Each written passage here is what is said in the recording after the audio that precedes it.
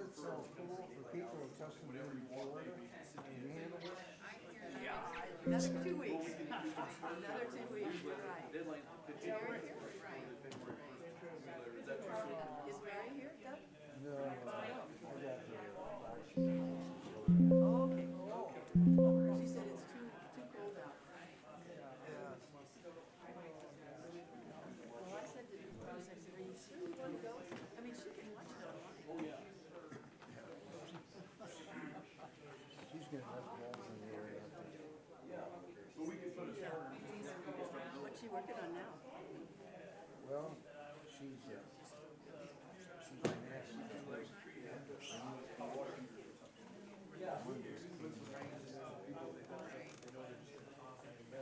I do vacuum. Yeah? Is it for art or for? Well, it's more kind of social. It's not for politics. No. No. Yeah. Like most political activities, leadership of some of those programs. Yeah. Did you watch the? I watched part of it. No, this is. I have one about us. It's so sad. He did so many good things. My list of things I'm trying to Well, today we heard about they got credit for it. I guess Trump is head of the governor. You are one of the borrowers. He said that water was taken from No, snow. but look in the back there. I said they are so good. He said. The reason they ran out of water.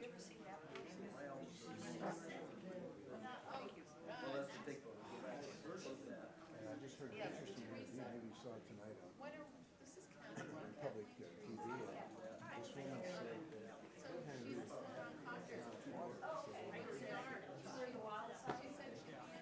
Everybody taps in. What's the date?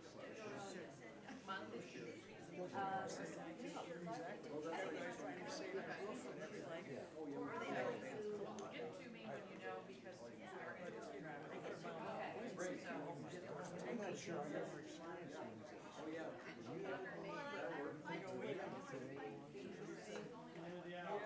Are you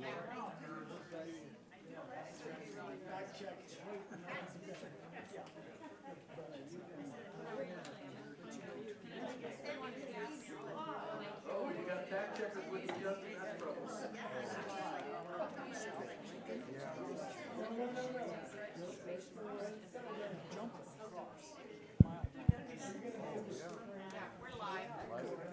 Okay, Linda tells me we're live, so the people at home are watching now. So I'm going to go ahead and get started as everybody grabs a seat. Good evening. My name is Mark Broman. I'm the Executive Director of Wachiska Audubon. And Wachiska is an independent chapter of National Audubon with a geographical area covering 17 counties in southeast Nebraska. And you can catch us on our webpage or Facebook to keep up with us. Wanted to let everyone know the end of the year fundraiser letter that went out for general operations and Prairie Pines was very successful. We've got donations still coming in, so if you did make a donation already, thank you. And if you're planning one, I want to thank you.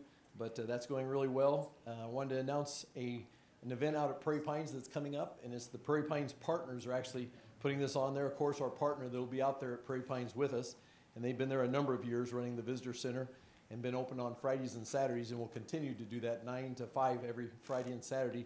And eventually we'll probably expand those hours. But they have an event coming up on January 19th at 1:30. It's called a Winter Walk in the Woodlands at Prairie Pines, led by a couple of master naturalists. And they're going to be looking for animal tracks and scat. So hopefully there's maybe a little bit of snow on the ground for the tracks. Otherwise, they might be looking for some mud. I was out there the other day, and there were coyote tracks right up next to the house, 5 feet from the front door. So, and lots of rabbit tracks and squirrel tracks. So we have a lot of activities. So if you're not doing anything on the 19th, come out there. There's no charge. They do accept donations. Donations are appreciated. We've got an event coming up in February called Bird Encounter. We do that every year. It's kind of based towards kids and all kinds of different bird activities. We'll have some live birds there, and we'll have a binocular display, and we've got some Build-A-Bird where they look at different kinds of feet and beaks and things like that, and just a number of things, some storytelling, and Spring Creek will be there with an activity, and we'll make some little pine cone feeders where the kids can roll the pine cone in lard and then put seed on it. So that'll be coming up, and that's at Isley Library, and that's on February 15th from 10 to 1. And we do need a few more volunteers, so if you're available that day and want to volunteer, go ahead and get a hold of myself, Patty Spitzer, or Tim Knott for that. So that's bird encounter. So Ned, do you have an announcement? Well, just concerning the 19th, that's Yes. Sunday afternoon, and we're not just gonna look for Tracks and scat. tracks. We'll do birds, Okay. we'll look for winter plants, and whatever else we can find. So there you go. So it's 10 to 1. 1:30, 1:30. Oh yeah, for your event, right? On Yeah, Sunday the yeah. 19th. Isley's the yep. 1:30, yeah. So that's January 19th at 1:30 at Prairie Pines is the walk, winter walk, and then the Isley is February 15th, 10 to 1 for the bird encounter. Last month's meeting, I happened to mention we were going to celebrate Arliss's departure tonight, but we're putting it off a little bit because we're hoping that we can keep Arliss around a little bit longer. So we will celebrate Arliss tonight a little bit, but we're going to have something bigger in the future. But Arliss is still with us, and she'll help us with the next newsletter and such. But anyway, I did announce last month that we were going to have a celebration tonight. So it'll be a different kind of celebration. So that's yet to come. I'm going to ask any of the Wachiska board members to stand that are here and be recognized. And if you run into them or have questions or comments about anything. So I know Teresa Peller, our president's in the back. We've got Ross Scott, we've got Doug Campbell, we've got Tim Knott. See, Roxanne must still be outside. Roxanne Smith's our newest.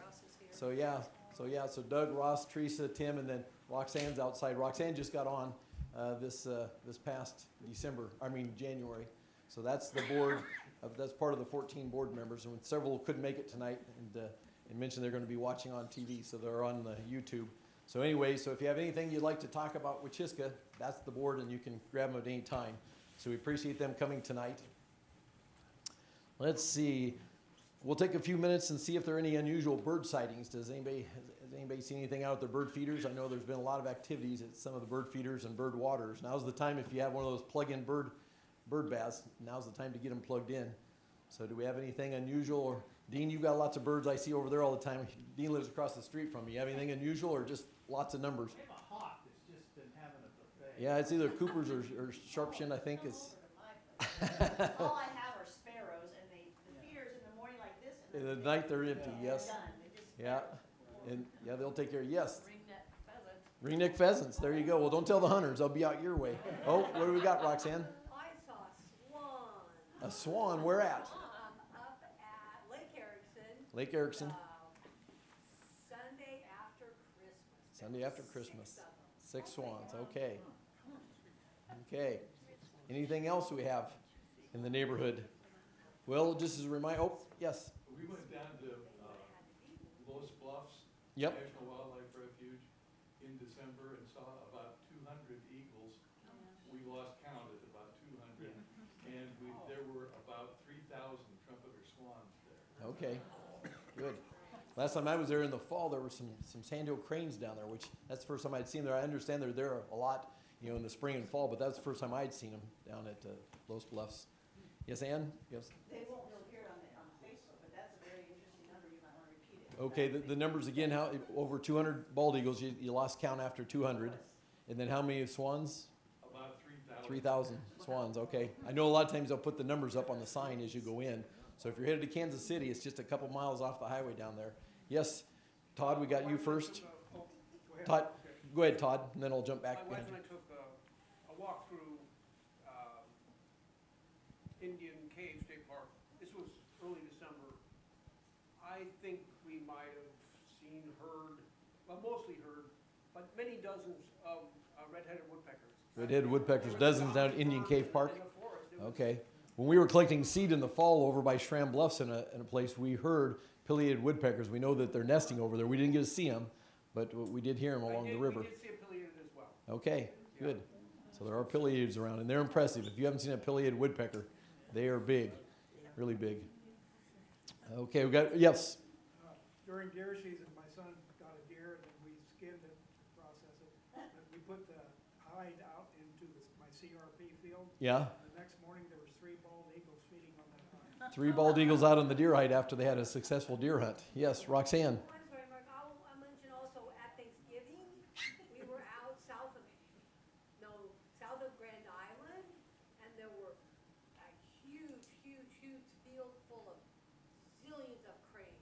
Lots of cranes. And I thought that was very late. Yeah, I heard a lot of stuff from the Crane Trust. They had a lot of stuff on their page in Rose Sanctuary talking about all the cranes out there in that stretch of the river this fall. And it was very late because it was, it didn't get very nasty, the weather up north. But they had more than usual. Usually it's just a few and they're just there for a day or two. But this fall it was a lot more and late. So into November. Okay? Anything else? Well, that I'll mention that tonight's presentation will be available on YouTube. So if you want to pass it on tonight or you want to watch it again, because I know Justin will have lots of good stuff to tell you, so you can catch it there. So tonight it's my pleasure to introduce our speaker tonight, Justin Evertson. Justin works for the Nebraska Forest Service and the Nebraska Statewide Arboretum as the Green Infrastructure Coordinator. And I'm sure he's got lots of other duties, but that's one of his official titles.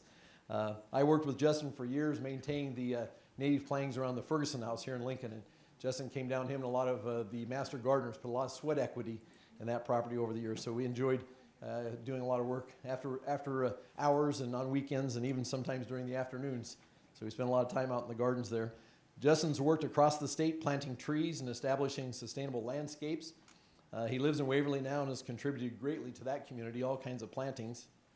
I'm always hearing good stuff about things you're doing in Waverly, Justin. He grew up on a farm in western Kimball County, and that's where he developed his appreciation for shortgrass prairies. Justin earned an architect and community and regional planning degree from the University of Nebraska. And tonight he's going to talk about the role of prairie pines in improving tree diversity and community resilience across Nebraska. And after his talk, he'll answer questions. So if you can, try to remember your questions to the end, and we won't interrupt him during the presentation. So with that, Justin, I'm going to turn it over to you, and thanks for coming tonight. Man, thank you.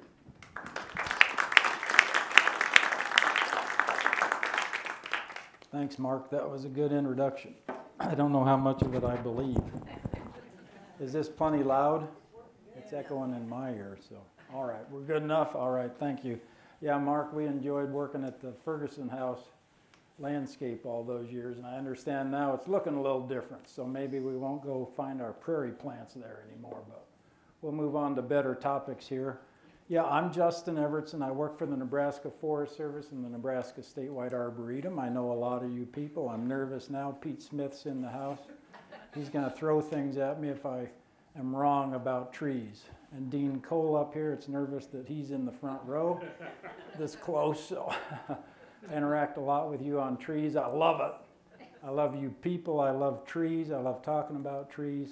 My wife is glad I'm here tonight talking about trees. So, and, I was told I had 2 hours. No, we're not gonna worry about 2 hours. I do have a handout here. Let's talk real quick. Oh, I do have paper handouts. If you got them on the back, did any of you pick up the paper handouts? One is fun facts about trees in Nebraska.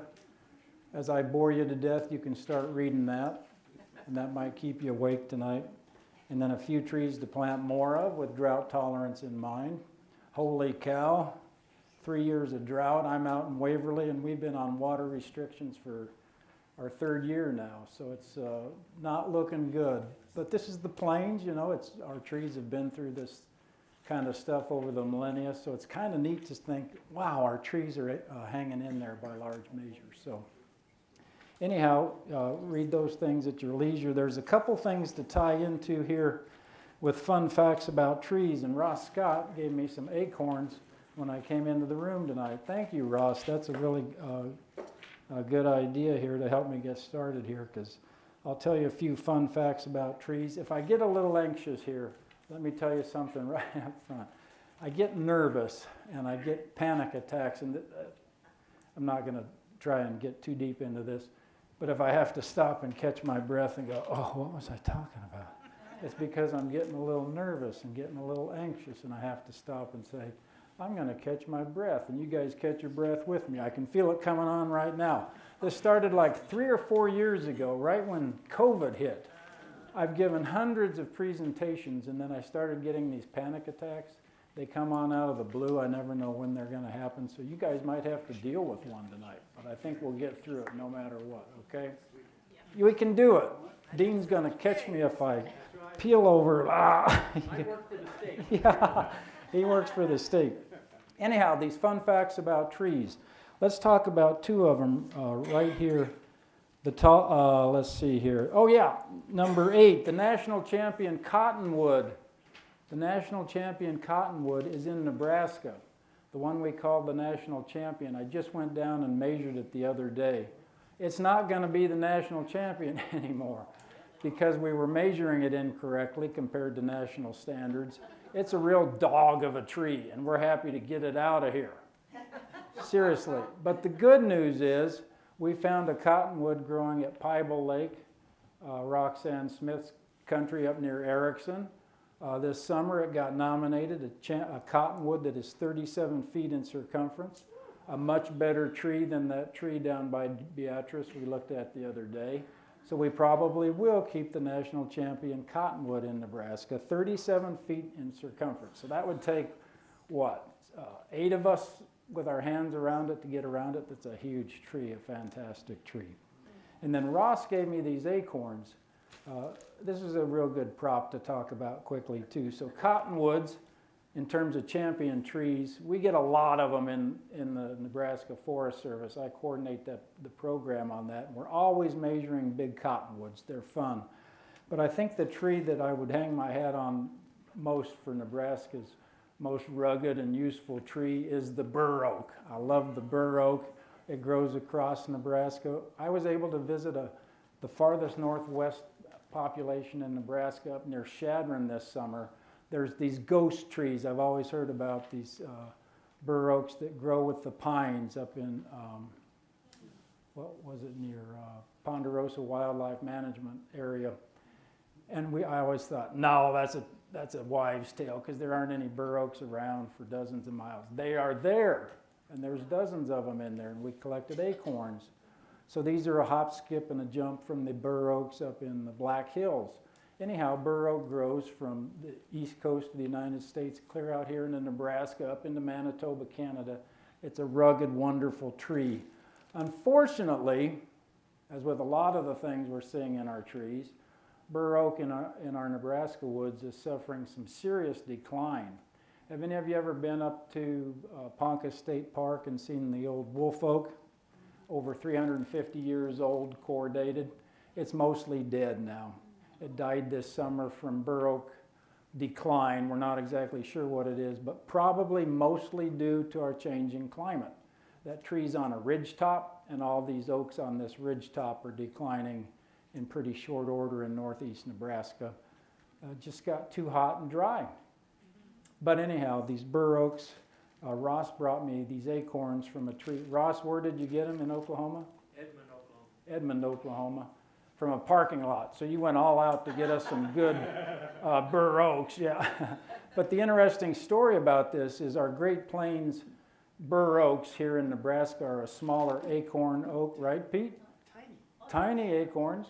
We have the Texas or these, yeah, and Pete knows these Texas. This is in Oklahoma, so this is a piker, right? This is not a real bur oak. So, but anyhow, you can get bur oaks the size of tennis balls almost, or golf balls. The story about that is our Nebraska native bur oaks are kind of in decline. Schramm Bluffs, we're losing some bur oaks. But the good news is that the diseases hurting our native bur oaks aren't as bad in the big acorn trees. So this one thing we're working with in the statewide arboretum, and we're going to talk about our trial plots out at Prairie Pines tonight. We are trialing out these big, what do you call them, Pete? The big acorn bur oaks. Is there? We just called them bur oaks in Texas. Just bur oak, just Texas bur oak.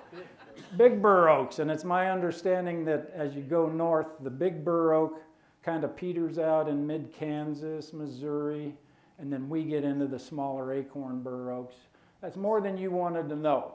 But it's part of the story that we're trying to tell tonight, that we got to be on top of our trees, trialing new trees and getting things to go. Does that make sense to you?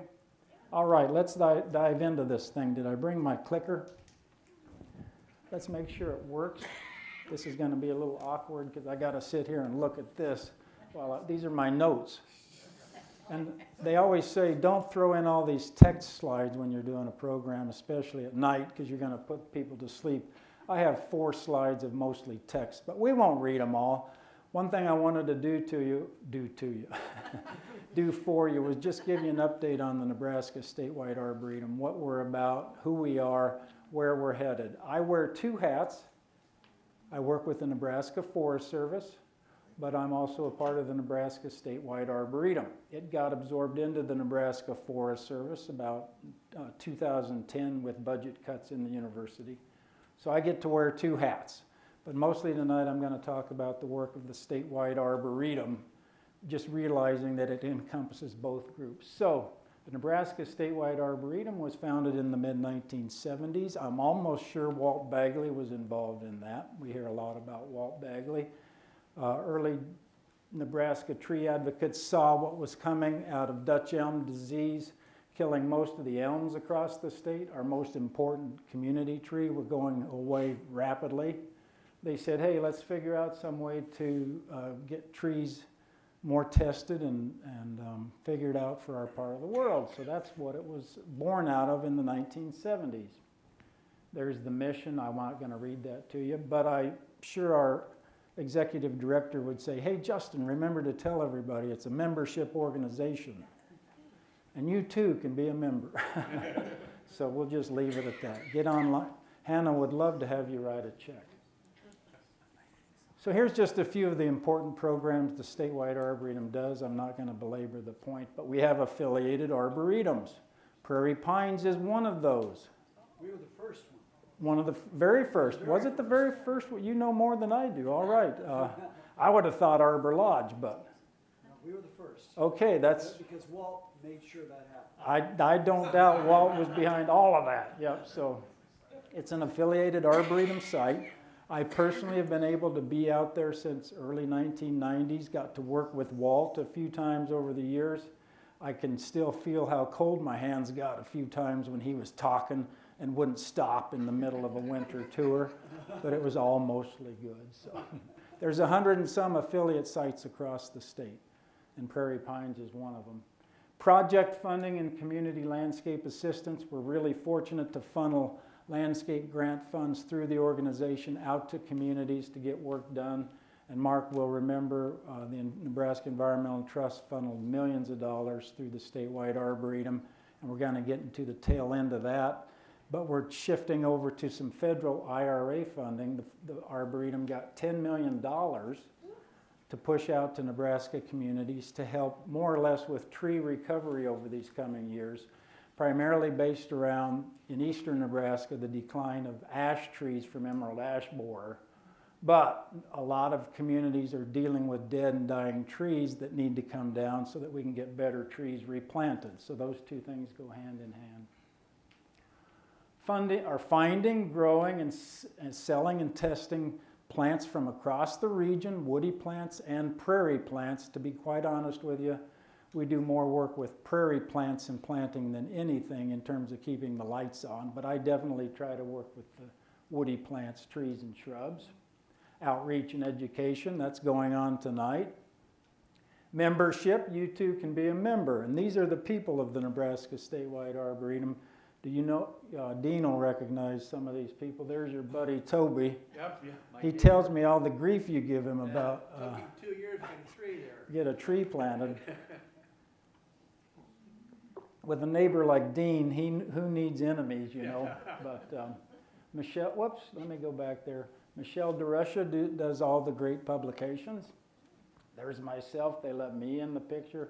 Brad Kindler, man, is he smart as a rock. You should have him in here to talk about trees and other things. Bob Hendrickson, has he been in to talk to you guys recently or give a program? Put him on the spot, better allow 2 hours to get through that. He's like Walt Bagley was. He can just talk and talk and talk. Kendall Wires coordinates most of our community forestry efforts, and Pete, he served with you on the Lincoln Tree Board. Right. Yep. Hannah Pinio is up here. She's the executive director. A Ball of Fire has done so many good things for the organization. And then this is Sarah Buckley, and she really coordinates more of our, what we call our plant grants, working with prairie plants, getting them planted in communities across the state. These are just some of the ways we help communities. I'm not going to belabor the point here, but my involvement as Green Infrastructure Coordinator is focused on community greening, primarily parks, arboretums, public spaces, street trees, those kinds of things. And we put a strong emphasis on the community side of it because of all the problems we're seeing. Here's an organizing observation. Our community landscapes are often resource intensive, water inefficient, and not reflective of our place on the Great Plains. They can be much better. Let's just put it at that. If this was a different talk, I'd get into this notion about how we humans are really hard on the planet. And especially we look at our community landscapes and we can see how focused we are on the aesthetics of everything, when right out our back door, we're not worried about the birds and the biodiversity and things like that. So that's why we exist. That's why you guys exist. We're in partnership with you. We're not going to belabor that point tonight, but that's a big driving thing that keeps me going in my work. Our landscapes are impacted and contribute to a variety of environmental challenges. You guys know these things. I'm preaching to the choir. Habitat loss, decreased biodiversity. The climate is changing. Degraded soils, water issues, invasive species. Herbicide damage is a real growing concern. And Ross, our bur oaks, that's part of the story with Nebraska's bur oak decline. Herbicide drift damage, it goes for miles from farming operations. We're not going to vilify farmers tonight, but they're a part of that's a big part of the impact of declining trees in Nebraska. Invasive species, human apathy, and our disconnect from nature. We love our lawns. Oh my gosh, do we love our lawns in our communities. In Waverly, where I live, I help plant trees in our newest neighborhoods. Waverly is really growing. In the 30 years I've been out there, we went from about 2,000 population to over 5,000 now. So it's a suburb community of Waverly. All new people coming to town. Every new house, when it's done, has an irrigation system and a lawn perfectly weed-free. And then they say, Justin, we need street trees out there. Oh my God, the soil is horrible. They're getting overwatered. They're spraying them. You put a tree in the ground and they put these rings around them of concrete blocks, and then they throw these lava rock on them, and the trees really struggle. So it's frustrating to me that our mindset in our neighborhoods and our homes is so much around the lawn and pristine aesthetics. So in our organization, we say, let's rethink that a little bit. And this, of course, is the choir that does that very same thing in your own yards. But if we just relax a little bit about lawn care, our trees are going to have a better chance. Our planted landscapes can do much more to help sustain biodiversity and conserve natural resources. Right where we live, work, and play, in our neighborhoods, in our backyards, on our acreages, on our farms, we can make a big difference for this. 6 big suggestions for landscape resiliency. I'm not going to spend a lot of time on these, but I'm a tree hugger. And I love my prairie places in Nebraska. I'm a prairie hugger too. Our farm out in Kimball County has short prairie, and in a nice moist year, it is a garden of Eden in beauty. I love it. But at the end of the day, I say, where are my trees? Because I need shelter. Even on that farm in Kimball County, and I think we're all mostly that way. Plant more trees, rethink the lawn, use the landscape to help capture, slow, and filter storm water. Choose plants wisely, strive for greater biodiversity across the landscape and include more regionally native things. Improve and sustain soil health, and plant a garden and grow plants to eat. Get busy with plants. You don't have to be perfect at it to make a difference. We all benefit from this thing we call the community forest, and we're surrounded by trees in this neighborhood on A Street in Lincoln. I love to get up on top of the state capitol and look out with Roxanne, and that Lincoln is a forest. 150 years ago it was a prairie, and now it's a forest, and I don't think anybody would want to live here without those trees. This neighborhood on the right, that's part of that community forest. Think how important those trees are, or the value of one well-placed tree. This is a catalpa tree on the southwest corner of a house out in Cozad, Nebraska. Nobody thought twice about that tree for a lot of years probably, and it did all this good on the right. I mean, hundreds and hundreds of dollars in energy savings, capturing stormwater, wildlife magnet, something that kids climbed. When I grew up out in Kimball, I was often in big spruce trees in our front yard. Partly because my mom was often looking for me and I could hear her, Justin, JR. When I heard JR, I knew I was in trouble. So I climbed up the spruce tree, 50 feet in the air, and it was a lot of fun up there.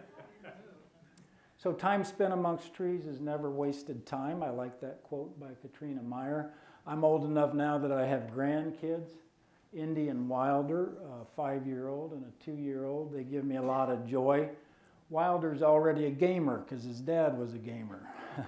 When he comes to our house, Papa, can I play on the computer? And we have to say, we're going outside, buddy, sorry. We're heading to Platte River State Park, and he loves it when we get out there. So that's my wife, Tammy, hanging on to Indy. She's a lot of work, but a lot of fun.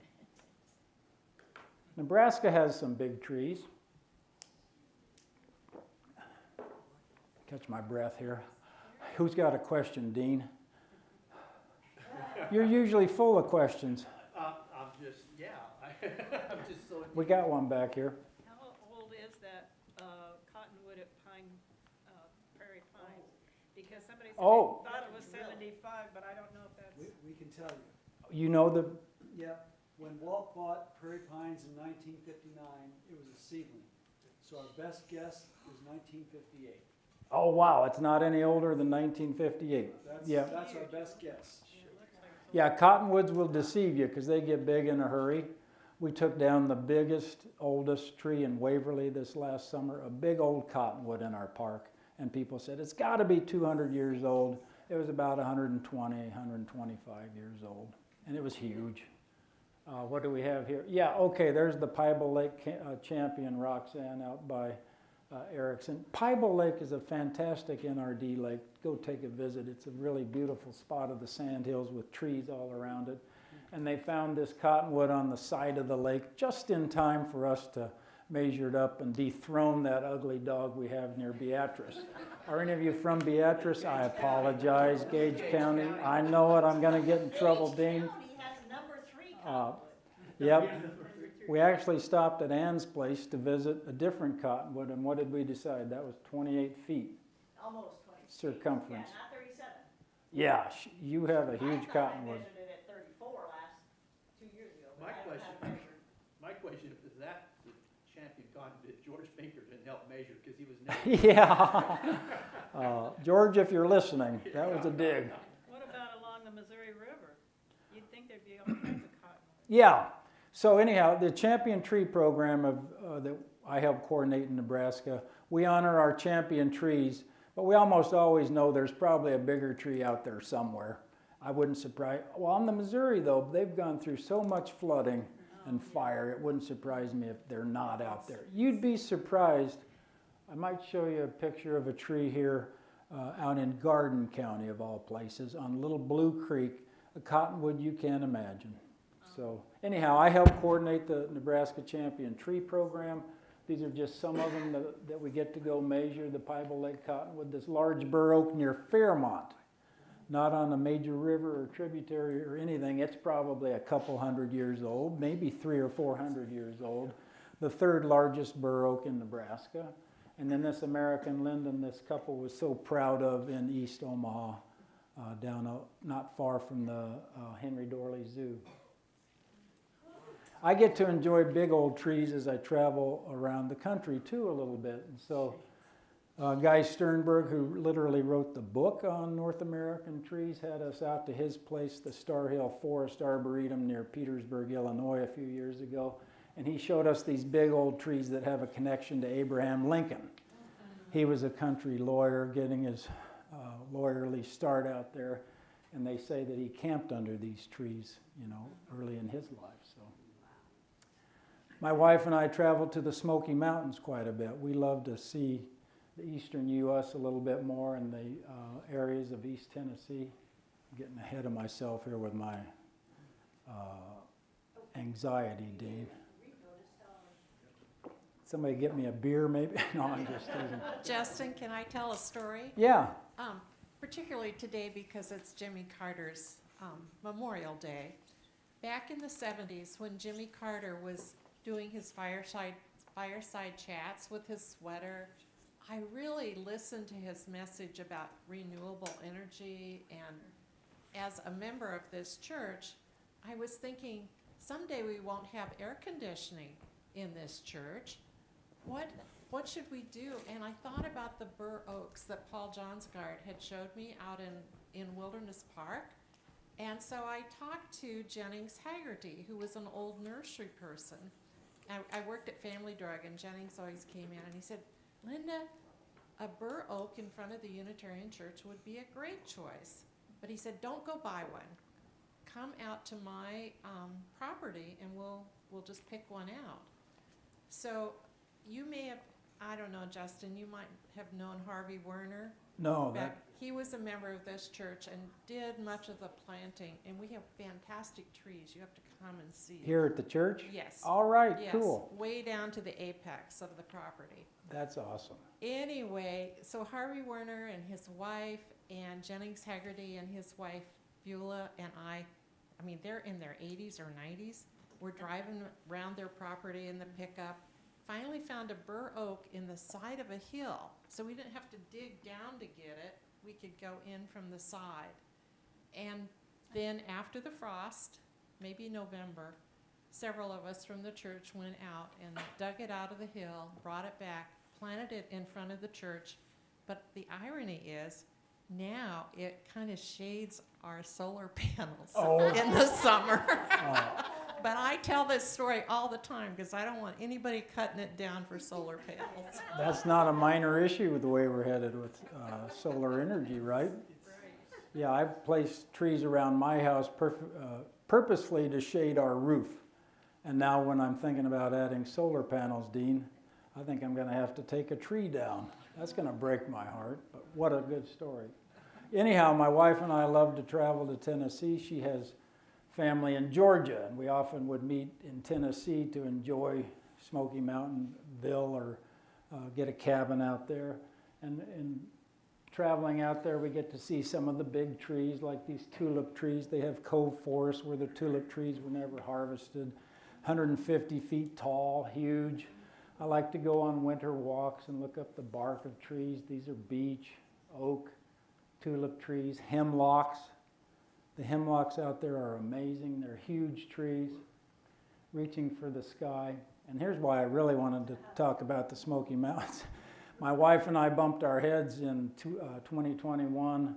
We had some money to invest, and we bought a cabin outside the Smoky Mountains. It's Sweet Seclusion Cabin. So you guys are getting a commercial tonight. It's a short-term rental. And now whenever I give a program, I throw this in here as my payment, Mark. We do. We have a short-term rental. We thought we'd make a lot of money on it. We figured out how to lose money big time in a short-term rental. But if any of you are headed to the Smoky Mountains, Gatlinburg, Tennessee is a lot of fun. Look me up. We'll put you in that cabin at a really good value. You'll be amazed at how cheap you can be in that cabin. And it's awesome. We love it. And it is secluded. Here you are up at the end of this drive, up at the top of a pretty steep hill. But once you get up there, don't go down the hill because you'll have a hard time walking back up. Once you get up there, stay in the cabin. But man, you'll have fun poking around the Smoky Mountains. What do we got going on there? Oh, Pigeon Forge, Gatlinburg. This is the Smoky Mountains right down here. You'll love it. Anyhow, I tried to tie trees together with our cabin in Tennessee.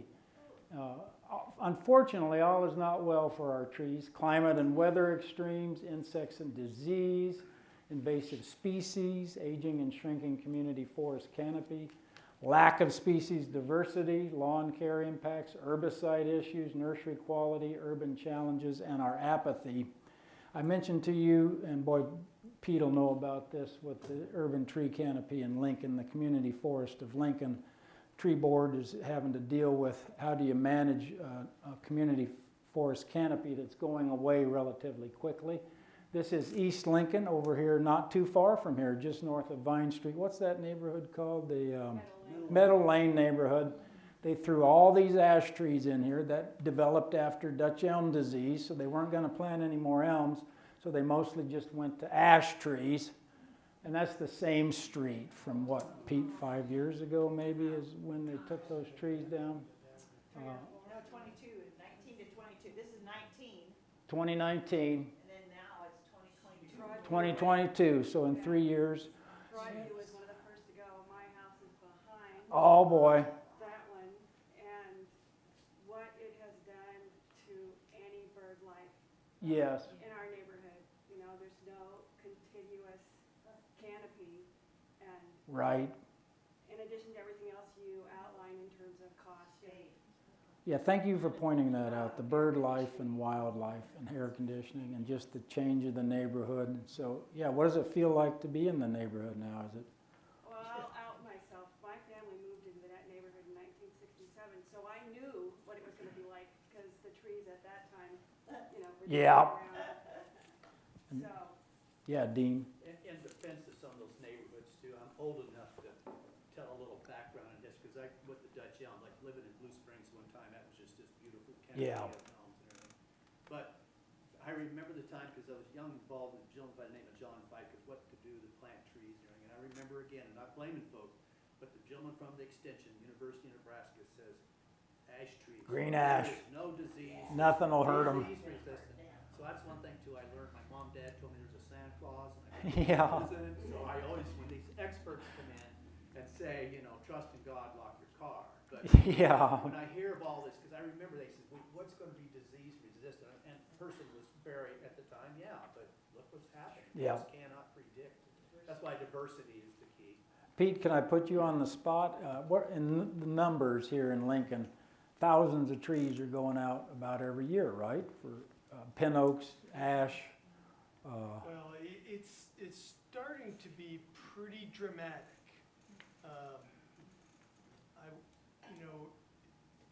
The emerald ash borer is just one pest on one species, but we've got lots of problems on lots of our Right. most common species. So we still have Dutch elm disease out there. We've got the nematode that's killing every Scotch pine in Right. town with no end in sight. Those aren't really street trees, but really it's our oak population that seems to be now really impacted by a host of things that's really driven by drought in all likelihood. And the pace at which these big old trees are being removed is dramatic. There's a new tree plotter canopy layer for the United States that's out there. I looked at it just for my neighborhood and for Lincoln, but the central part of Lincoln, the old part of Lincoln, has dropped 5% in overall canopy in just 6 years. 5%, yep. And headed down. So street trees are part of it, but a lot of these big trees are coming down on private property Yep. as well. And I think a lot of people are just sort of hoping for some winter moisture. Yeah. Which would be nice. A normal year would be amazing. Right. Because we see our trees bounce back in reasonable weather conditions. Right. I'm not sure we can expect it much anymore. So diversity, part of the challenge. We have to be planting a lot more. We are replacing one tree in Lincoln for every 2 removed. Right. It's half the Yeah. rate of just staying even. Right. So we're really, and this is a long, slow, steady Yeah. decline. They say we have 87,000 street trees in Lincoln. I don't believe it. That probably number was 140,000 just 2 decades ago. Wow. Yep. It's dramatic. It's a double whammy because And it changes our neighborhoods. It changes them. it does, Pete. Reduces Thank you. property values, reduces energy, all the benefits that we want from Yeah. trees. And They could plant a prairie now. what's that? They could plant prairie plants now. Yeah, they can plant prairie plants. There's a good way to make it an And as a opportunity. Barb. placeholder for Well, future trees. I we, love it. I've always thought catalpas were very very resistant. But where we live in West Lincoln, we have seen maybe 6 catalpas going bad that Huh. are probably, 10 years old. That's not good.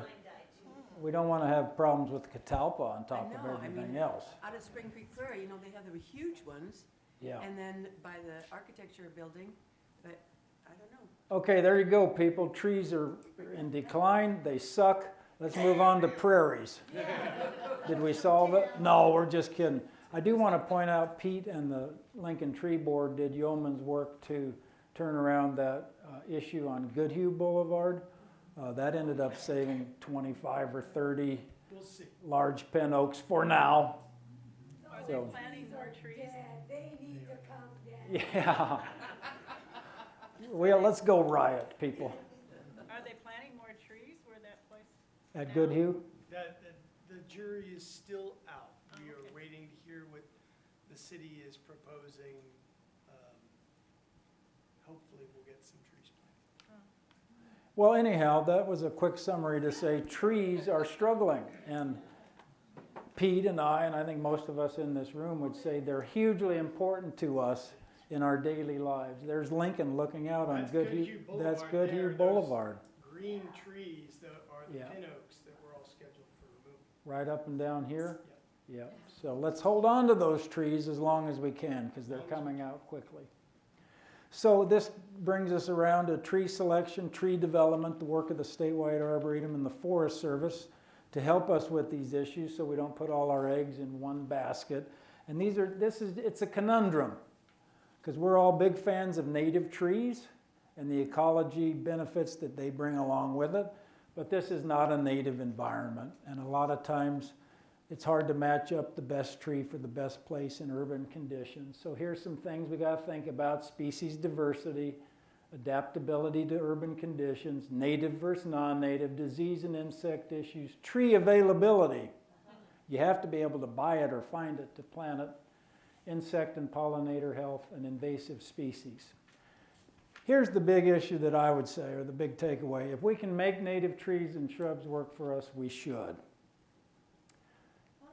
If you ever listen to Doug Tallamy or read any of his work, he talks about the value of especially native trees. Now, he's an entomologist on the east coast of the United States. It's a little easier out there, but it still applies to Lincoln and eastern Nebraska. This is just the amount of lepidoptera that are on native trees, and look at oak right up here at the top. Native trees do this for us. It's not just native trees that feed our birds, but native trees really help. This group really likes birds, don't you? I love birds, and I love the birds that are brought to my yard because of the trees I have. This is a sampling of these aren't pictures I took, but these are the birds I see in my backyard.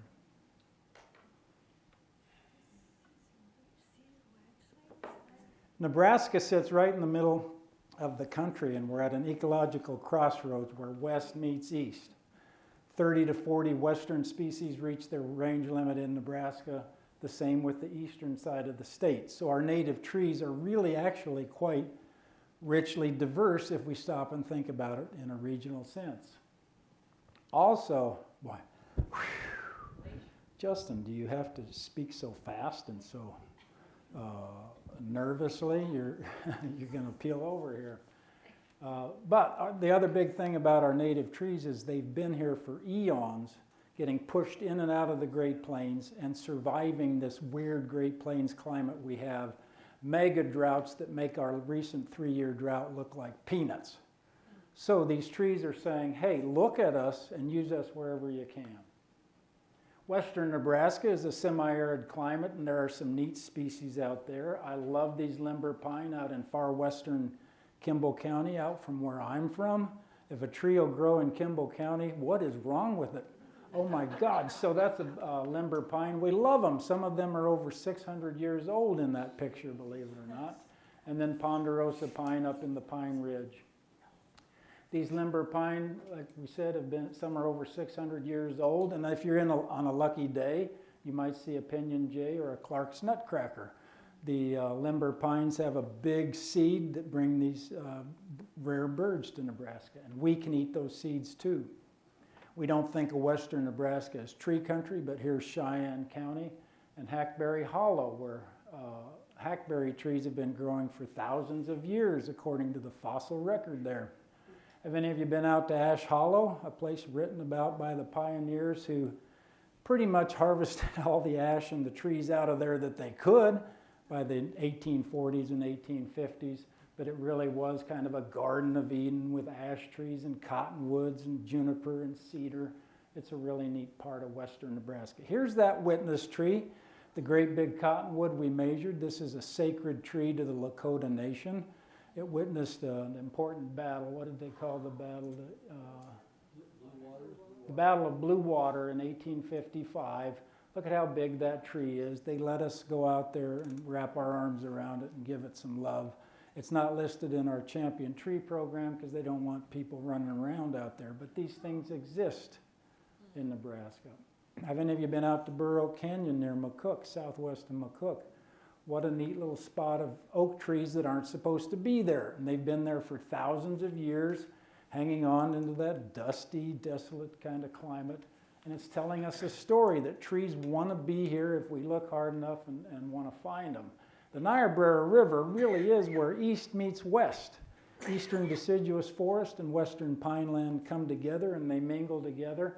So you got, in this picture, you got bur oaks down at the bottom with other species from the eastern U.S. and up on the slopes you have ponderosa pine and juniper and cedar. And they're saying, hey, let's duke it out right here in the middle of Nebraska, flyover country. Let everybody fly over and we're going to have fun down here. Leave us alone. Southeast Nebraska is very similar to the eastern U.S., especially Illinois, Missouri, Iowa. So that hardwood forest reaches into southeast Nebraska just barely and kind of peters out here in Lancaster County. Lancaster County is the farthest west reach for bitternut hickory and red oak. And from here on out to the, am I pointing, which way is that way? Is that east? Okay, if you go to the East Coast, you're going to run into all those trees out there, but go this way, and they're not native any further west. That's kind of neat to me. The Steamboat Trace Trail is south of Nebraska City. Believe it or not, just a few years ago, they found a rare tree in Nebraska that wasn't known to be there, and that's the butternut, relative of black walnut. So how did that tree escape any botanist notice for 150 years? But there it is. A fun little spot to explore trees in southeast Nebraska is what we call the Stalder property south of Salem in Richardson County, far southeast Nebraska. This is a prairie knob, but it's populated by a rare plant called dwarf chinkapin oak. These things are like shin oaks. They hug the ground, and when the fire runs through them, they re-sprout more like a dogwood or a sumac than an oak. And they're a relative of the chinkapin oak, but we go there to collect acorns. They're highly valued. They produce acorns at a young age, so deer enthusiasts love them and turkey hunters, that kind of thing. But on this prairie knob, oaks grow together with things like butterfly milkweed. And then this liatris. Do you know what liatris that would be, Tim, or does any? Aspera, probably? Aspera. Liatris aspera, Ross, okay. It's a real treasure trove of both prairie plants and woody plants, all in this little knob. And then down at the bottom, you'll find Nebraska's other 6 native oaks: red oak, black oak, bur oak, chinkapin oak, blackjack oak. It's all in there in Nebraska. We have this here. Let's gather these seeds and grow them and put them out in our landscapes. So that's our purpose at the Statewide Arboretum in partnership with the Nebraska Forest Service. We're working with green industry partners, with our partners in Kansas and Iowa and Missouri. We're collecting these trees and we're trialing them out. This is where prairie pines comes in as one of our test sites. So what's native? Think regionally. If you go out to western Nebraska, look up here to the Black Hills, where bur oak and gamble oak grows, along with linden and black walnut and ironwood and things like that. Limber pine in Kimball County. Soapberry in central and southern Kansas. Pecan in northeast Kansas. Swamp white oak just across the river. We can spit on it over there in Iowa. That's how close it is. And then sugar maples up here in South Dakota and also near Kansas City. So we're out collecting these trees from across the region and growing progeny of these to get out to our test sites and get out to our nursery industry partners. Here's those limber pine out in Kimball County. This is the Bur Oak Canyon bur oaks. We've got a seed strain there called Relic Bur Oak. that Great Plains Nursery is growing. We look south into Kansas. Our friends in Kansas are definitely our friends. Kansas's weather is coming our way. We're going to be Kansas and Oklahoma in 20 years. So what's growing there? Giant pecans and Shumard oaks and blackjack oak and post oak. Let's collect those things and bring them up here, soapberry, and put them to use in our landscapes. For western Nebraska, we're looking southwest into southern Colorado, and actually southeast Colorado, down in the Trinidad area, place where trees grow on dust and bird poop. I don't know how they do it, but there's all kinds of things in here. Soapberry, 3 or 4 kinds of oaks, netleaf hackberry. We've been able to get out there and collect some of these trees, and we're growing them up and getting them out for trial. Urban survivors. Every town in Nebraska is an arboretum loaded with trees that are saying, collect me, I grow here, use me. And then we grow these things and we put them out for research and trial. And one of our most important sites over the last 10 years, or maybe 15 by now, is prairie pines. Do any of you know Jim Brandel? Jim worked out there tirelessly. Yeah, you guys certainly would know Jim Brandel. He worked tirelessly out. He was Nebraska. He wrote the book on shelter belt planning and renovation for Nebraska. So he did research trials out at Prairie Pines and got the statewide arboretum involved because we were out collecting these trees. So we worked together and we designated several plots out here for trialing of trees. We've got 2 spots that are specifically for different kinds of oaks, 25 types of oaks. Then we call these our weather station plots up here. They're populated by different kinds of oaks, soapberry, hackberry, pecan, all kinds of things. Believe it or not, alder, hickories, and then our northwest plot up here in the very northwest corner. Those things exist out there. And we're pretty excited, Mark, to be able to continue our partnership in research and trialing these things out at Prairie Pines under the tutelage of Wachiska Audubon. I'm pretty excited about that. I was sorry to hear that the Forest Service, who I work for, was going to divest of Prairie Pines. I thought, what's going to go on to our work? Well, Wachiska stepped in and saved the day, so thank you. You're helping to keep me employed or purposeful in my work. So here's Jim Brandel. We were putting out Prairie Pines plots. This was back in 2015. Here's 2023. If you're looking to volunteer, one reason I don't like to come to Wachiska meetings is they're always asking for volunteers. I'm just teasing. But anyhow, if you're looking for volunteering, and I'm going to be volunteering more now out at Prairie Pines, we do trial plot plantings most falls, and we'll be happy to have your help putting things out. So here's these test plots. Here's that dwarf chinkapin oak I mentioned to you that we collected from southeast Nebraska. Look in this picture. Here's Bob Hendrickson talking about persimmon. Persimmon right here, dwarf chinkapin oak. And then we have hickories in that plot too, so all kinds of fun stuff. Species were selected. Jim Brandel's emphasis was on working landscapes, not just shelter belts, but peri-urban, kind of urban edge things for acreages, parks, places like that. So it's working trees for shelter belts, parks, and urban plantings. Mostly regional native species. Not everything is native out there, but we don't want to unleash the next problem on everybody, the next honeysuckle. I remember having a conversation with Walt Bagley about honeysuckle, and I said, Walt, why did you plant all these honeysuckle? And I broke his heart, because he said, Justin, when I moved here, it was so windy, the first thing I planted was honeysuckle from the NRD. And they grew up and gave shelter for all these other trees to get going. And now we're wrestling with the honeysuckle problem. So, Russian olive, autumn olive. We don't want to release the next problem that way. For example, we put a tree out in these trial plots called Chinese wingnut. Are you familiar with wingnut, Pete? It's a cousin of our walnut, but it's from China. And it's got this lacy, it doesn't have a single seed to it. It's got this lacy panicle of seeds that come off. The birds love it. They spread it all over. It's going to be an invasive issue in North America. So we rogued them out of there, even though they're kind of a neat, beautiful tree. Is that the one I called you about that I spotted on a walk in my That might neighborhood in be. Lincoln? Yeah. And It's a Okay, nice yard tree, it's big. yes, But I saw it in bloom and I hadn't ever seen it. okay.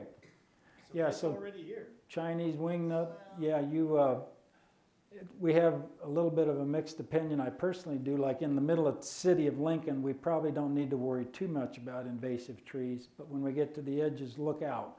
And Lincoln is an incubator for a big problem now, ornamental pear. Lincoln became the ornamental pear capital of the Midwest. There were city efforts to plant them in the 70s and 80s. These are coming up by the millions in our urban edges now, in our stream sides and stuff. No more ornamental pear. So enough said there. Okay, NSA has helped reveal that more than 150 species can be grown in Nebraska. So back at the time of Dutch elm disease, we were saying, what are we going to grow? We knew about 10 or 12 different trees would probably do well. Everybody geared up and we figured out, holy cow, at least 150. Pete, down in Texas, you could grow 300 probably or so, 200 down in Oklahoma. We can at least grow 150. 10 in any one town. Yes, right. Yeah. So it's not a question of do we have enough species. It's just a question of are we going to be able to get them into production and get people asking for them. Because everything can't be a red maple and a flowering pear or a flowering crab apple. I'm not going to spend any time on this, but we've put some tree lists out and encourage people. Sometimes we have to distill it down from 150 species to 10 or 20. And here's 10 or 20 that I would promote pretty hard for across Nebraska. And here's just a few. The Chinquapin oak, that's the state champion Chinquapin oak south of Nebraska City. And then it's growing as an urban tree in downtown Omaha, right here. And then go out to Kimball County. If it'll grow at the Kimball County Fairgrounds, that's a tough tree. Here's its cousin, that dwarf Chinquapin oak that we collected off that Salem, Nebraska knob. It's a fantastic shrubby tree that'll be more like a redbud in size over time. Other oaks for western Nebraska, Gamble oak, Shumard oak would be great for southern Nebraska, and the Buckley oak, another south and southwest species. That's a Texas oak, right, Pete, that we just don't use enough of. It does wonderfully here in Lincoln, Nebraska. Pecan, I've become a really big fan of pecan. These trees get big in Nebraska. We never see winter dieback. They have a whole lot of hardiness. That's a Texas tree, isn't it? Texas, Oklahoma, New Mexico, and they do great up here. They get big. This tree in Brownville is 100 feet tall. This tree out here in Kearney gets no care. Look at that street tree. And they give us nuts if we can beat the squirrels to them. Bitternut hickory. We need trees to replace ash. The ash trees are going to be declining. Both of these, the pecan and the bitternut hickory, and that Chinquapin oak would all be fantastic straight across replacements for those trees. The black cherry, if you're after a flowering tree, forget about that ornamental pear. Plant the native black cherry. Yes, it's not as gaudy as the ornamental pear, but holy cow, does that attract the birds, the butterflies, the insects. It is its own ecological system feeding a wide variety of things. And that's native here. Don't plant these things, autumn blaze maple, Callery pear, autumn olive, things that are on our watch list for invasive species. So please keep planting and caring for trees. Plant more trees indeed, but the right tree in the right place with good care. We are prairie lovers. We're a prairie state. We don't want everything to be forest, but where we live, work, and play, we want trees around us, so let's do it right. And like Pete was saying, we're not keeping up here in Lincoln. We got to plant more trees and shade casting trees. Help care for trees, water, mulch, proper pruning, water during drought. That's usually not too hard for a young tree, and it doesn't get done enough. Emphasize native species and seed-grown trees. The nursery industry will love to sell you a cultivar that's a clone, often grafted onto rootstock with our maples especially. That's okay, it's not a bad thing, but if we put more seed-grown trees out in the landscape, we have more genetic diversity, more resistance to these diseases and these insects that are causing us problems. Exclude invasives, don't scatter trees. Trees in Nebraska and the Great Plains don't like to be 100 feet from each other. It's tough here, people. They want a friend. one here, and one here. You can always thin them out a little later as you go if you have to. Now, obviously, you don't want Colorado spruce all 10 feet apart or something, but believe me, go out into the forest. A bur oak is here, another bur oak is there. They're big, they're growing together. They helped each other buffet themselves from our tough climate. Be smart with lawn care. We can't emphasize that enough. We kill so many trees in lawn care. And improve and sustain soil health. I encourage you to sign on to our Shady Lane listserv that I manage and put together. We usually do 2 posts a week, and I try to highlight a tree every Friday. So send me an email, jevertson1@unl.edu. I'd be glad to put you on that listserv. You might get an advertisement about a cabin in Tennessee every so often, but I'll tie it into tree visits in Tennessee, okay? And with that, we don't inherit the earth from our ancestors, we borrow it from our children. So let's do our part. Even in the places we live, work, and play, let's plant trees and do right by the landscape around us. Thank you, everybody, for having me and tolerating my windedness.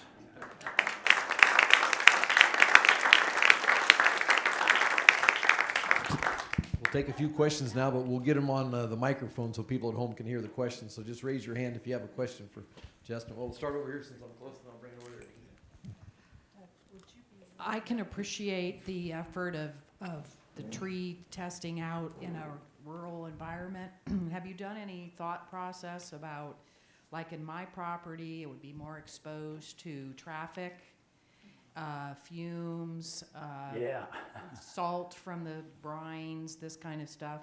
I'm just curious because how will it transfer over into different environments? Really good point. No, that's a really good point. And I don't know really quite how to answer that other than the real world test sites in the middle of a city is where we learn a lot. And unfortunately, that's where we usually have to limit our palette of native trees. And we arrive at the toughest of trees like honey locust, hackberry, maybe even a mulberry, something like that if it's a real horrible site. But you'd be surprised. I think we have more broader diversity abilities there than we might first think about. But you nailed it. Yeah, it's not easy to transfer the prairie pines plants to what they mean for you in the middle of a city.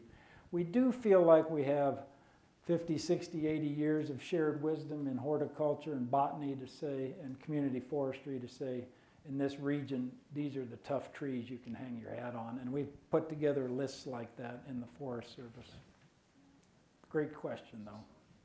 I'm Dean. a member of the Justin Everson and Bob Henriksen fan club. Oh, I know it. And you owe us some dues as well. I know. Checks in the mail. Anyway, first of all, for the statewide arboretum, I've worked with you guys for a number of years here, especially working with my hometown, Blue Spring, and you guys are just absolutely excellent to work with in your resources and professionalism. It's great. And that's why I want to really encourage people to belong to the organization. It's really Thanks, good. Dean. With that, too, I just wanted a couple of quick things. It absolutely intrigues me, though, when working these small communities in Nebraska, back in the 1900s or what, who were these people that just said, let's get urban trees planted? Who were they? And, you know, and that's a quick question on there if you know of any of that, because, but yet I understand, too, a lot of them were folks who were in a drought area and experienced it and got them going. But just a quick sidebar, something that I've learned too, what we can make a difference to. And one of the things too is bothering me too is some of our parks in our smaller areas. A lot of us are from smaller communities. And even our cemeteries. Those places need help, and yet people will help if you ask or brought it to their attention and encourage that, especially this free trees for Nebraska. I think if you're in your small town, if you've got relatives buried in a cemetery, you look at what's happening, and I think you just need to go to those boards and encourage them in that. You'd be surprised.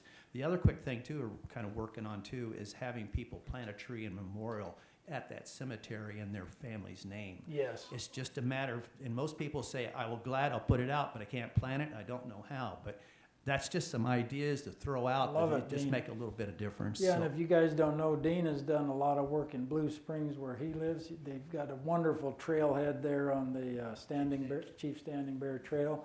And then he did a project this spring and summer replacing trees in the city park. He's done all. pruning thing. That's how it works, Dean, in these small towns. People like you need to be there working it. Here's just a quick opinion. Our society has changed so that there's things competing for our attention, especially electricity, keeping us inside with air conditioning and our phones and our tablets and all of that. And we do not realize the value of trees like our grandparents did. And I hate to dump a lot of blame on young people today. That's just the way society has evolved. And that's a long way around to say, I don't know how we're going to crack this nut, because it feels to me like we're going to continue to decline with all the challenges we have at us. But this is the group that has to keep trying. So. Speaking of nuts, Yeah. so Indeed. the pecan tree was a boulevard tree in one of your photos, and I think all of us think about what can we put that will feed the wildlife and be sustainable. But do you get twitchy if you see people putting like a pecan as a boulevard tree and then the street maintenance or? I don't.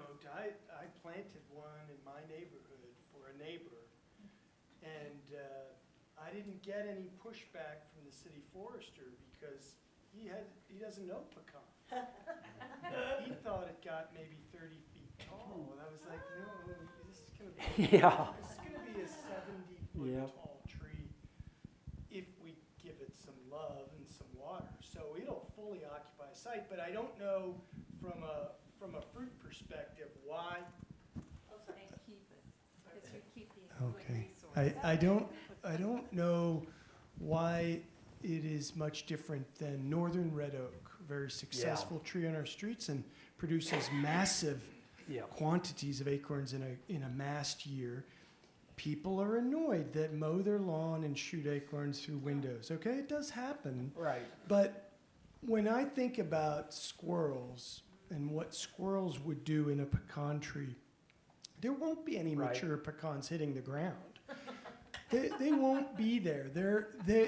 I've known every Texan, every good Texan planted a pecan in their yard, knowing that they were going to grow pecans and be able to harvest pecans. It's just, it's a rite of passage in the state. They've never gotten a pecan between the crows and the squirrels. So I don't worry about that at all. Some of our bigger hickories would be more challenging, a shellbark hickory, for instance.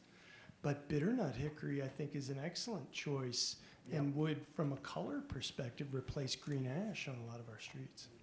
So I think there are some really good replacements. We need to look at that genus, Carya, as a good genus to really consider as part of our urban forest, and then trial them in real-world settings, and then monitor them. That's the other thing we don't do with most of our urban trees. We don't actually track, did they survive and grow? You know, a lot of our urban forests essentially are the survivors. That's not what got planted. That's what survives 100 years later. And you go, oh, well, that's the perfect tree. Well, it was 100 years ago. And now we're going to have to look for other things. So we still have to stick to that diversity mantra, I think. Yep. That's a great question on fruit trees. You don't want a Osage orange over your car. I was in Omaha this summer measuring champion You do. trees. You just want it to be male. Yes. But there was a walnut dropping walnuts, and they were raining. It was like a hailstorm and raining. There wasn't a car anywhere near it because they'd all gotten the clue a week before. But yeah, there's things like that All to those concern acorns, about. you think somebody's thrown them at you sometimes. Yeah, Lincoln is so loaded with oaks, and the pin oaks can really have heavy mast years, the red oaks, the swamp white oaks. This was an ankle breaker year for a lot of us collecting acorns, and it seems like we tolerate those trees. So. Well, I'm one of the nut lovers. Yes. I've been wondering what's happening to the Cyril Bush pecan orchard there at the university. They're not using it like they used to, and like Pete was alluding to, it's hard to beat the birds and the squirrels to those trees and get a good harvest out of them. The nut growers used to come shake them and get a pretty good harvest out of them. It's kind of like with everything. These groups are aging out and people are aging out and the interest isn't from young people coming up and the nut growers just aren't keeping up with it like they used to. But Bob Hendrickson puts them to use every year making pies and stuff. So I sure hope they hold on to those trees. That's a treasure trove of big hickories, pecans, walnuts, butternuts. I drive by there every week when I go to the quilt center and where I volunteer. And I just worry about, it just looks like it's not thriving. Yeah, they don't put a lot of care into it anymore. They're not doing the pruning they used to. But it's still a pretty cool resource. Thank you. I've got two questions, hopefully short. Are we putting enough money into research to protect some of these species that are being attacked by foreign pests of various kinds? How much money should we put in, and how should we go about it? That's a good question. And maybe like emerald ash borer. Yeah, to be quite honest with you, people are giving up about emerald ash borer and are just coming around. There are places they're doing research. Pennsylvania, I know, is doing some work on seed banking, and they're trying to figure out which trees are going to have genetic resistance to emerald ash borer. So they're figuring some of that out. It doesn't feel to me like they're putting a whole lot of money into that, but I don't know the specifics of it, Tim. It feels like these things come through in waves, EAB, Dutch elm disease, pine wilt disease. They kill off most of the trees they're going to kill off. There are a few survivors, and then people move on to something else. My second question is, where do you find flying squirrels out on the East Campus? Yes, I've asked that question to our wildlife people, and they're pretty hush about it. I don't think they're seeing them on campus anymore like they had hoped.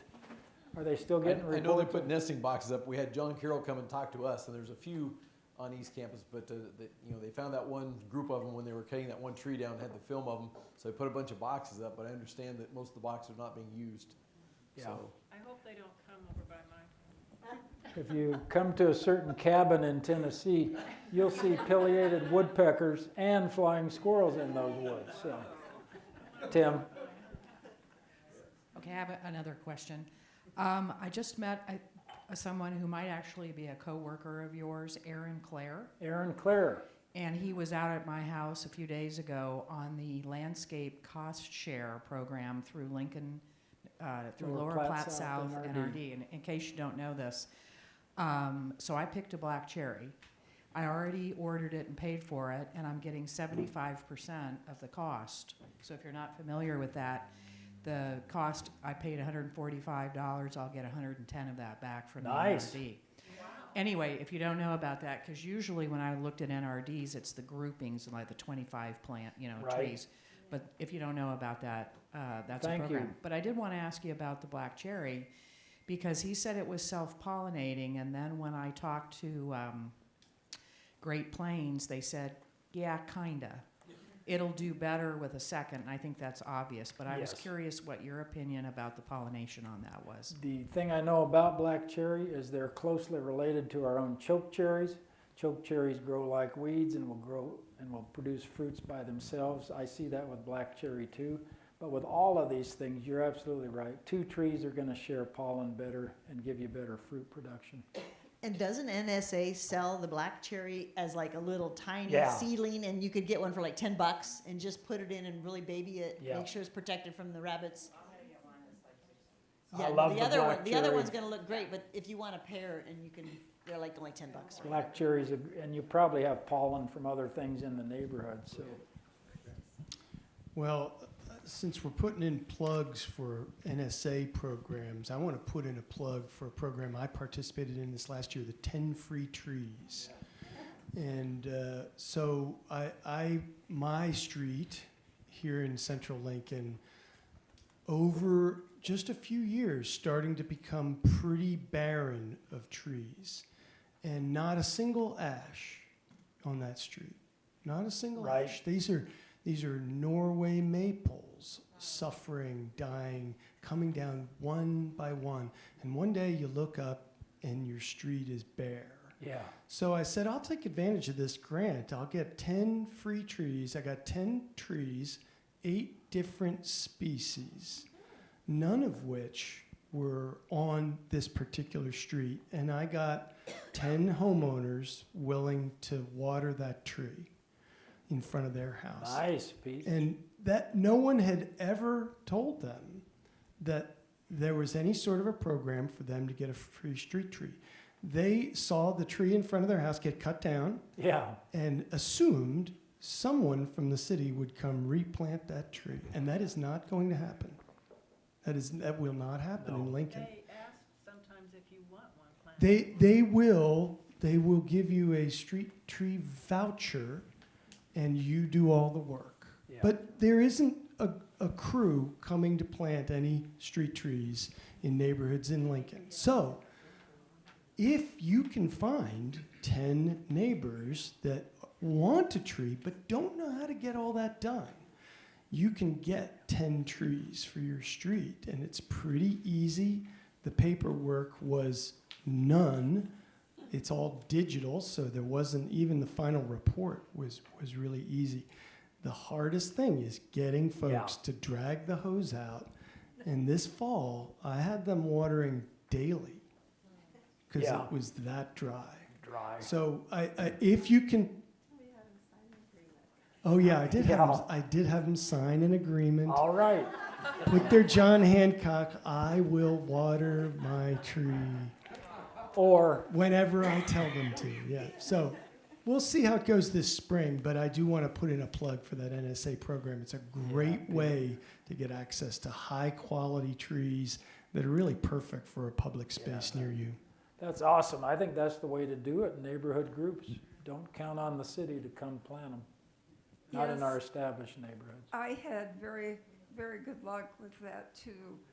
I remembered, that if we lost a tree because of the ash problem, that we could get another one and it would be planted for us and we would have a certain amount of money available. So I went through the process, and the store that was working for the city, I guess, came out, planted the tree, told me it was planted fairly late in the fall, but they told me to water it once a week, and they chose the spot, which I guess I would have preferred to have it closer to the house, but it's done very well, and it actually blossomed. It was Good. a red bud, and Nice. it blossomed the very first spring after That's it was awesome. planted. That was through the city tree voucher program. And it didn't use all the money in the voucher. So it really worked out well, and all I had to do was come out in the snow and water it. All right. The tree voucher can work well if you know about it and make the right connections. We'll do one more question. Lana's got one there. Doug, you want to take the mic over there? Do you have a mic still for Lana? Lana, raise your hand. Oh, there you go. One more question, then I'm sure Justin will stick around afterwards for a few more, but this will be the last official question on the record. Oh, well, I have old 45-year-old pin oaks, and I hope they don't come down. And I had someone come last year about this time of year and cut some of the branches out for me. And he said he thought it'd live another 50 years. Good. But since then, I keep losing limbs, 6 and 8 foot sometimes, Wow. limbs. And I'm like, wow. And even watering them, I don't know if I'm watering them enough. I tried to water them in the fall too. But like now, when we just get an inch of snow, does that do any good in the wintertime? Yeah, no, and of course, Okay, right that's now what I the wondered. trees are dormant, so you're not going to Yeah, you're that's not going what to I have wondered. deciduous trees in the winter with watering, Okay. but get them good going into fall would be the best thing you can do. Yeah, and I'm sure Pete would echo this. The pin oaks across Lincoln are coming down pretty quickly. They mostly got planted in the 40s and 50s, Yeah. so they're 80 years old, reaching the end of a life. A tree that's not native here that wants swampy conditions, it grows well for 50 years and then kind of gives up the ghost. But there's a lot of trees that can hang on a little longer if they were well cared Well, these for. are 40s, because Yeah. when we moved Yeah, in, one was about the same height as I am.